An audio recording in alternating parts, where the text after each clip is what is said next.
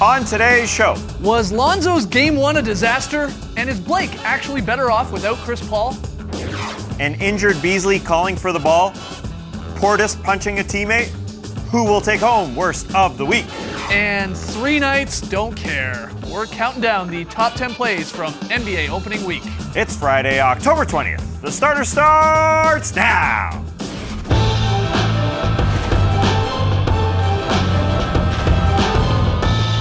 Good evening, sweet world, and welcome to the starters. Shout out to everyone joining us live right now on NBA TV or a little bit later on YouTube. We're very, very happy to have you. I'm Jay Skeets, and alongside me, as always, that's Tass Mellis. How about those Clipper Blues? Woo. To his right, the international man of mystery, taking it to the max, Lee Ellis. Lily. Lily, and last, certainly not least, over yonder, it's the bearded one, it's Trey Kirby. Hey-o! Hey, yo! Trey, what are you wearing and why do you look like Dwayne Wade? I'm just wearing a standard full green tracksuit. Maybe he says AO because he's a Tony Soprano. Hey-o! Put a hit on it. He looks Hey-o! like, no, hold on, wasn't there like Dwayne, there was a shot of Dwayne Wade wearing a very similar tracksuit. I need a deeper V on my chest right Yeah, now. there you go. Oh, you're rocking it, man, you're rocking it. All right, what's happening? Very on the comfortable. Well, I'm here at the internet looking for your best tweets at #TheStarters. And guys, the Raptors played their first game last night, which means we got our first official look at rookie OG Anunoby's short shorts. Oh, nice. They're not quite John Stockton level short. He's wearing leggings, but these are definitely the shortest shorts in the league right now. And just in general, shorts are getting shorter. Kind of love it.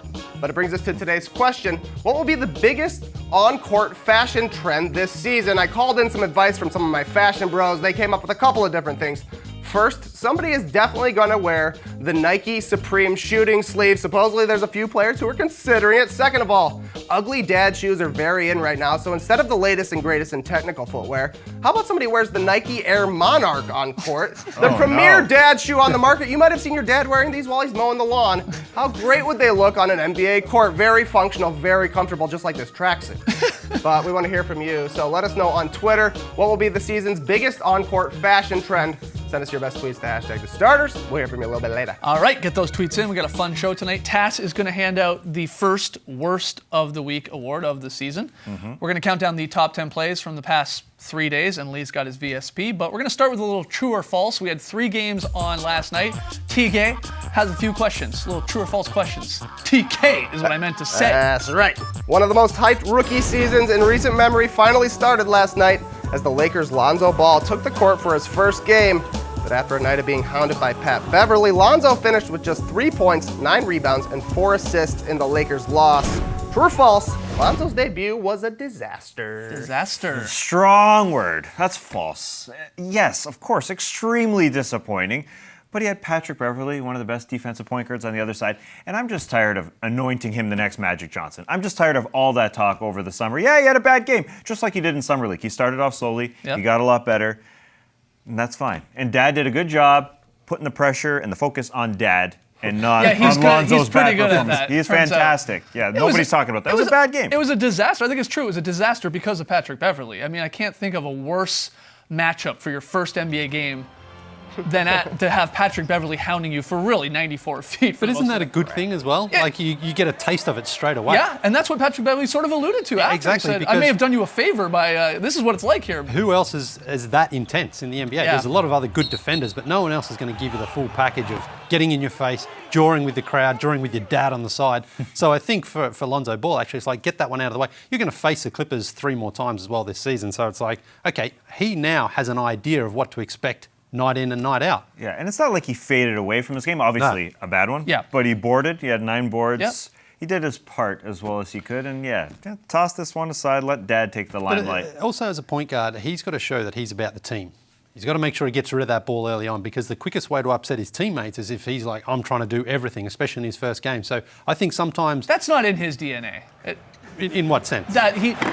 Almost to a fault, I think. He is not a selfish guy at all. No, he's too all. unselfish. At yeah. times, he even said after the Yeah. game, I could probably look to be a little more aggressive. Yeah. And you're right, Tass. We saw this in Summer League. He struggled right out of the gate. And then as it went on, he became a little more aggressive at attacking, along with setting up guys, and got better and better as it goes on. You're going to hope that happens here. But it's true, because it was a disaster in the terms of those 48 minutes that he played. He hit 1 shot. Yeah. It's not Yeah, great. well, It's not great, especially after some of the other performances we've seen from other rookies this year. I know, we just won't really remember this game if he turns the season up, That's if he fair. gets a lot better. So we're making a little bit more of it than I think we need to. All right, Trey, next one. No Chris Paul, no problem, as the Clippers easily handled the Lakers on the strength of Blake Griffin's 29 points, 12 rebounds, 3 assists, and 2 steals. What a game. Throw in a couple monster dunks, and it's safe to say that Blake Griffin is back! Guys, true or false? Blake is better without CP3. It's true, that Blake is better without Chris Paul, like Russ is better without KD. He'll get more numbers. Doesn't mean his team's better. Yeah, that's all it is to me. When Chris Paul came along, though, Blake Griffin needed a veteran to help guide him because he was just all that athleticism and all those dunks. He's 28, though, now. It's time to see what Blake can do with his own team because he was always kind of playing under Chris Paul's shadow. Absolutely. So now he gets that opportunity to say, all right, these are my guys. This is what I can do with this team. And he actually looked fantastic last night. Like, he's in great shape. I'll say that. He worked out. And the Everyone looks good in those blues. Yeah, they do look good. The 6 3-pointers, you don't really want him out there taking that many, but he hit 3 of them, and they weren't bad shots. So you can live with them as long as he's taking them. I have to say, I think he will be better off without him. I'm all in on the Point Blake experience. Yeah. I mean, I'm excited about that to see what he can do because a lot of times they would get him the ball as they were crossing half court, and he would figure out what there was going. We saw him dunk on Randall in one of those possessions. Just took it at the rim and put Randall in the rim. I'm excited, but I don't want to get too excited about the Clippers because last year they started 14-2. And we were going crazy. Oh, okay, are they challengers there for the Warriors and all that? And then, they fell apart because injuries always come into play with this squad, unfortunately. See if they can do this for the entire season. But DeAndre was great and Blake was great. I mean, those two, they were quite the twosome there last night. They were playing the Lakers. Let's. Yeah. I mean, the defense on the Lakers side was, Subpar. pretty Swiss cheesy. I mean, there's a lot of holes in that defense. And yeah, Blake has got a very wide range of skills. I mean, he is one of the best players in the league. He's going to shoot threes. Yeah. I think that's going to be part of his game. I just think he might need some stronger guard play. Yeah. Play Milos 48 minutes. I'm kidding. If he's shooting 50%, 3 of 6, I don't mind him doing that. I just think a lot of people feel with his size and his body, not many guys can hold him in the block as well. So get down there and use that to your advantage first. Use that as your primary meal. And then go out onto the 3-pointer for a little dessert or a little snack. but last year with Chris Paul, there was higher expectations, and there should be. So to say, yeah, Blake will do more without him because he's going to handle the ball more and because their guards aren't really that dominant, and Lou Williams and Teodosic and Austin Rivers. But their expectations are that high. I know Charles Barkley thinks they're going to the conference finals, but I don't see them winning 2 rounds in the playoffs. That is bold. All right, next one, TK. Well, from triple doubles to triple trouble, the Thunder rolled last night. Shout out to Garth Brooks in their home opener as the new big 3 of Westbrook, Melo, and PG-13 combined for 71 of OKC's 105 points in an easy-peasy win over the Knicks. True or false? The Thunder are the Warriors' biggest threat. No, okay, hold on. Here's the problem with last night, right? And you were alluding to this with the Clippers-Lakers game. All the teams that won, the Raptors and the Clippers and then the Thunder, that's great, but look at who they were playing. Yeah. They were quite possibly playing 3 of the worst teams in the league in your Bulls and your Clippers, Yeah, or they in your couldn't- Lakers and your Knicks. They So couldn't they're- pull away early either. Yeah, you can't put too much stock into just this one game. That said, Westbrook, I love that he was a playmaker in that game last night with now the firepower in Paul George and Melo. He didn't lead his team in shots, which is even pretty close. rare, especially last season with Westbrook. Just 12 shots. He had 16 assists. Melo 8, Paul George 8. Like, Westbrook's got to be like mom and grandma on Thanksgiving, where everybody eats before he even sits down at the table. That's what he has to do with this team, and it will work. They're going to score a whole lot of points. Those guys are going to be trouble offensively. Steven Adams and then Robertson in there as the defensive pieces. It works. Can they take 4 games out of 7 against the Warriors? It's way too soon to jump to that conclusion, but they look good. On the offensive end, that's it. Robinson and Steven Adams don't need shots. Robertson sits in the corner, occasionally gets one, but Steven Adams just rolls to the hoop. So in that opening starting lineup, George and Carmelo and Russell can take all the shots and they're not going to upset anybody. So that's where it works well for Billy Donovan. When it goes to the bench, that's when things are going to get a little more challenging for the Thunder. I do think Russ will continue to get guys involved, and I think it helped that he won an MVP last year, and he doesn't care about individual accolades anymore. That's going to be on the mantelpiece forever. And as you said, only 3 of 81 games last year did he not take the most shots on the team. And yesterday, double digits below Paul George, 8 less than Carmelo Anthony.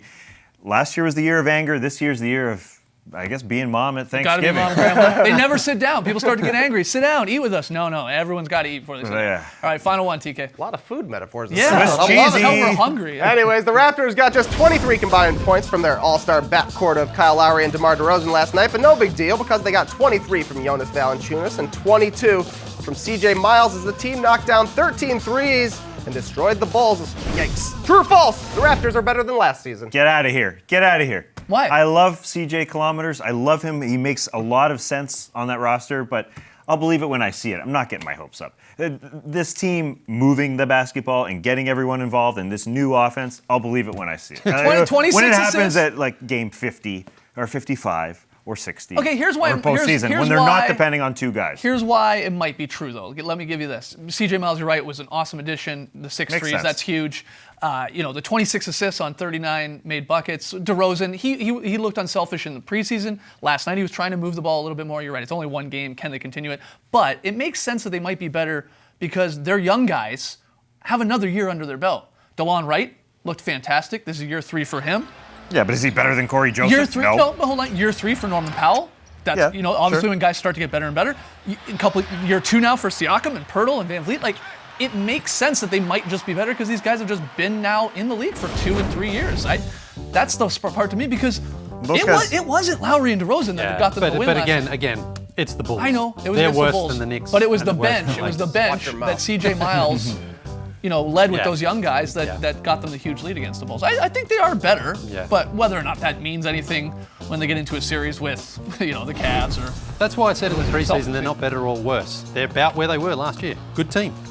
Got some good pieces, but I'm not ready yet to declare them any better than they were last year. But They have to buy in. If Dwayne Casey can get them to buy into moving the ball, then yeah. All right, quick We'll break. When we come back, TAS Awards, the dishonor for worst of the week. Don't go anywhere.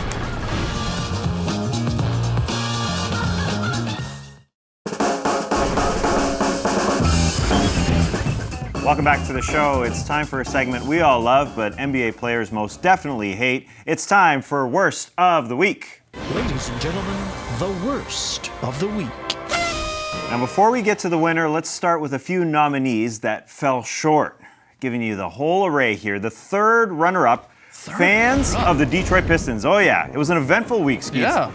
Unfortunately, this wasn't a big event. Fans didn't show up to the first game in Little Caesars Arena. This is a brand new building. Check out all the empty seats. Now, look. I've had a few people explain the empty seats problem here. The reasoning they're saying is that the tickets, right, they double as access to like the restaurant and the concourse. So people are up there drinking their beers, having their food, Getting and their not pizzas. watching the game in the seats. That's what people are saying. Eating their Which I'm not pizza. saying is right. You should be down there watching the basketball, especially when the Pistons picked up the win. So the front office might be okay because concessions were That's good. it. That's exactly. All right, well, right. second That's what they runner-up, told me. Michael Beasley of the New York Knicks. He's in the corner. He steps on Russell's ankle. He turns his ankle. Now, shot. play goes down the other way. He's hurt. Why is he the second runner-up? Well, comes down this way. He's got one leg, but he still wants to shoot. Ball! Give him the ball, Come Taz! on. The Yeah, what Knicks if- need scoring. You just hit one from there. I think what he's doing is he's going to say, "Look, I'm hurt, throwing the ball." And then he's going to grab it and go inside and for a dunk. Oh, you know? fake out. Wow. The old Fake. fake. The long Yeah. con. Interesting. All right, well, normally the first runner-up would be the clear winner, but it was an eventful week. Bobby Portis punched Nikola Mirotic. This is right the in face. runner-up. Yeah, it is. This yeah. is not the winner. He sent Nikola Mirotic to the hospital. Yeah. Yeah, broke a couple bones in his face. Yeah. That's Was bad. suspended for 8 games. Nikola Mirotic out 4 to 6 weeks with a concussion and maxillary bones broken in his face. The only good thing to come out of it was Jimmy Butler, the former Bull, saying, "Jimmy Butler's not the bad guy. All I know is I'm not to blame for this one." Okay. That was funny. What a start to the Bulls season, huh? 20th anniversary of their last title, and this is the way we're going in. Awesome. If you're going to be bad, be embarrassing. That's what I always say. Yeah, you think it's just young guys this year. I mean, you can't really have any sort of locker room man. riffs. There's some locker room I can't riffs. believe it didn't win. So what's the winner? It's got to be bad. The winner of Worst of the Week honors is injuries across the board. You know, Okay. half a quarter into the first game of the NBA season, Hayward out with a dislocated ankle, fractured tibia. His agent said he is likely done for the year. And then the next night, Jeremy Lin out for the year with a ruptured patellar tendon. Not a good start to our season. Couple guys going down with very, very difficult injury. There might actually be even more to add to that injury worst of the week, because as first reported from New York Times' Mark Stein, Chris Paul, he sat out Wednesday's game against the Kings, and he sat at the end of the opener. He might miss up to a month. They were saying like 2 to 4 weeks here with that bruised left knee. So now Chris Paul could be out for some time here. The good thing is they're being sort of precautionary True. with him, just because they know they need him for the long run. So I don't know if that means he could play right now if he needed to, but it's not a great start. Yeah, we've had seasons where a bunch of guys get hurt. 2014-15, like 16 guys who were all-stars missed time, but that was over the course of the season. This has been three big-time days. players getting hurt right away. Yeah. Not fun. Miles Turner's also out, concussion. Yep. 2 more games, and Joel Embiid won't play tomorrow night, he said. Yeah, on a back-to-back Yeah. already. He's playing the Raptors, though, so I'm pretty happy about that. He won't be playing the Raptors.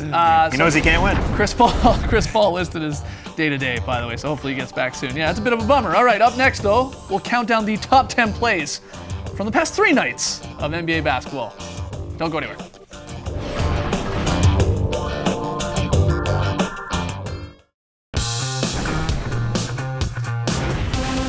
Back to the starters, only 3 nights of basketball this week, but the highlights delivered, and we've got the top 10 plays from the short week at number 10. Watch this man, he's terribly out of shape. LeBron James with the spin and slam in transition in his 15th. Remember when he NBA used to be good, this guy? Yeah, and in Yeah, shape. look at him, he's so out of shape. At number 9, a 37-point performance by Giannis. He was bossing everybody. Aaron Baines had it rough. He just dunked on all of Australia. Yeah, we all felt that. Something says we're going to see those guys later on. At number 8, Waiters serving up a beautiful dish to Whiteside. Throws down the oop. Puts Vooch right in the net. Oh, yeah. Not really a chance on that one. That was easy. Let's pass. He's tall. Watch this beauty block by Larry Nance. Oh, give me that. Got help probably by the cushion underneath to just stall it for a sec, but oh man, man. Nice. that is gorgeous. And almost wedgie, as Rick said off camera over here. That's right. Another block from the same game. Patrick Beverly. Ooh, Nice one. Wow. Coming out of nowhere to block the oop. That's ridiculous. Perfectly timed. Living up to that Mr. 94 feet nickname there. Eric Gordon throwing down. Wait. That's the 3-point challenge. Six That man. guy just won the 3-point challenge. Yeah, he's a Looks 6 like man. old Eric Gordon there, or young Eric Gordon, you know what I mean? I know. What you mean. Old young Eric Gordon. Yeah. At number 4, we got a pair of putback dunks from 2 juniors. Larry Nance Jr. Woo. soaring in. Out of nowhere. Give me another junior. How about Kelly Oubre Jr.? Baseline, cocks it back, Man, hammers it home. Yeah, watch this. Amazing. this would be a great dunk if it wasn't a tip dunk. Yeah. At number 3, John Wall plowing through 2 Sixers before throwing it down. You can anoint McConnell and Cabarrot the plows because he just went right through both of them. John Wall chasing waterfalls. Oh, TLC. Oh, God. He's nasty. At number 2, Blake Griffin. Point Blake. When was the last time we saw a point guard do that? It's big. Yeah. man. Oh, that's big. That's number 2 Yeah. because Giannis Antetokounmpo on Aaron Baines one more time. Oh, is number 1. Look how far away from the basket he is. Bainesy. Inspector Giannis. Yeah. Bainesy's up there contesting. Good on you, son. Yeah, watch Baines. He thinks he doesn't think that it went through. He has no Go, idea. go. Can you blame him? Yeah, he doesn't think the guy's gonna dunk it. All right, so a pretty good top 10, but I think maybe still the best play from the short week was the one that we showed you the other night here on the starters, and that was the Suns play. I got to see it again.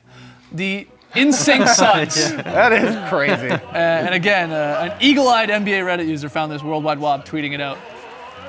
I can't stop watching it. Yeah. Like you start perfect. to think they're robots. Like I don't think they're real people anymore. It's like no a way to know. Westworld. It's like a There's no way Westworld to know. situation. It's a little creepy. All right, there's the top 10 and a little bonus action there from the Suns. We got to take a break. One more, but when we come back, Lily hits us with the yeah. very solid play. Only 3 games to pick from, That's all you need but sometimes. I guess the Knicks are getting it. We always spoil it.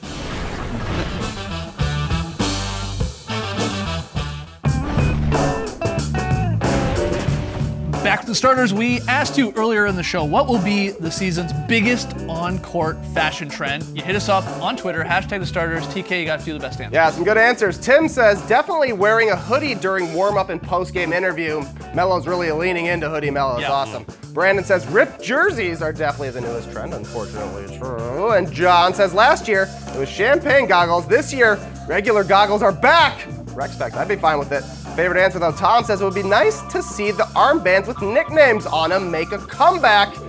I have to agree, because we've got an Allen Iverson here that says the answer on it. Oh, yeah. You never see these anymore. You don't even see numbers. David Stern banned those, though. Yeah. Our He's gone. We got to get him back. Yeah, our producer, Matty O, started wearing a T-Mac one, didn't he? Yeah. You got it for free. Thursday night's pick'em results. We all took the Clippers, so we all won that game. And every weeknight here, we attempt to pick the winner of a random game. It is our pick'em battle. Stakes are high. End of each month, guy with the worst record has to pay it off live on the show. You're seeing a few examples here. Snakes and eggs and ice being thrown at your naked body. Still healing from those. Man, I hate when this happens. See, we don't know who everyone's taking when we make these picks. We send them in to the guys upstairs, but we're all taking the Sixers versus Celtics. I'm actually surprised no one is taking the Sixers Celtics. That means the Celtics are going to fall to 0-3, according to us. According to us. Yeah. We'll find out. Probably catch the end of that Celtics-Sixers game tonight on Crunch Time, 9 p.m. Eastern here on NBA TV. Catch all the finishes. Great stuff. Lee, where are we going for very solid play? We're going to Oklahoma City, and I said on yesterday's show, if you're a big man and you can throw a bounce pass, you'll likely feature on the VSP. And Kristaps Porzingis was obviously watching the show last night. He threw that down to Dougie McBuckets, or should I say Dougie McDunks. That's what I call a very solid play. All right, on today's drop, we debated which rookie had the best NBA debut, and Lee hit us with a surprisingly hot food take. Pepperoni pizza sucks. Wow. Anytime you have a pepperoni pizza, the pepperoni itself is dry and tough to eat, and it's not a good meat. What's your go-to meat on a pizza then? I would have probably chicken if I was to have a meat. Hacking. Just think about what you're Dry. saying. Chicken Pepperoni is dry. so much drier than an oily pork meat. You know what, actually? A duck on a pizza is great. Wow. Lee, you're off to Memphis. Have a Yes, blast. thank you. This weekend, we'll be Yep. back on Monday at 7 p.m. Eastern. If I you're hope in Memphis, you- come out and see me. Yes, please come see Lee. I hope you eat some great pepperoni pizza, I Lee. won't. Thanks for joining us. Remember, pepperoni is delicious. Race the night, people.